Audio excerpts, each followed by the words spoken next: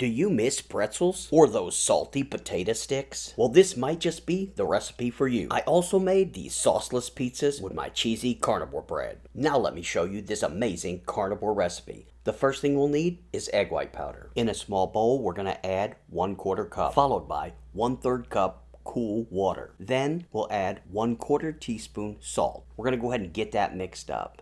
Now guys, I want you to take a look at this. When you first start mixing it, this does not like to mix well. So mix it on low speed for a little bit, making sure that you get it off the side walls and slowly increasing your speed.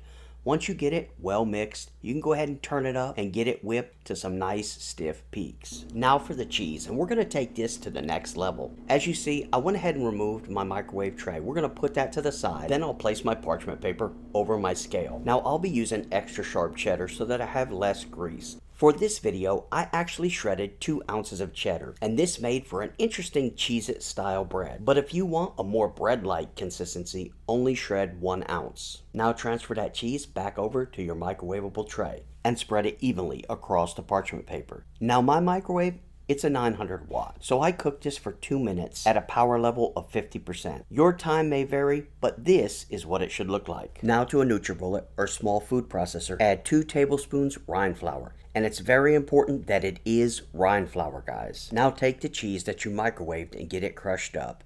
Break it up along the edges and then take and pinch it until it's broke up just a bit, enough to get it into your food processor.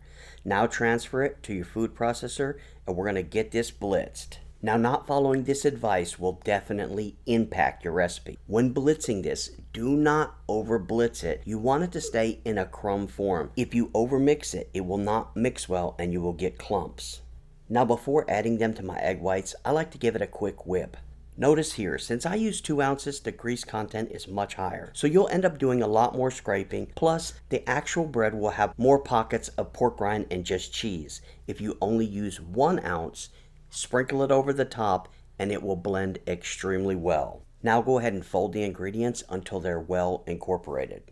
Now this will make approximately 4 of these, and these are thick enough, guys, to where you can actually cut them in half and make a sandwich out of one. Look at how nice this looks, and these are so good. You know, in the bread realm, it is regular bread, keto bread, and then carnivore bread is last, but this is truly a bread that is just as good as any keto bread.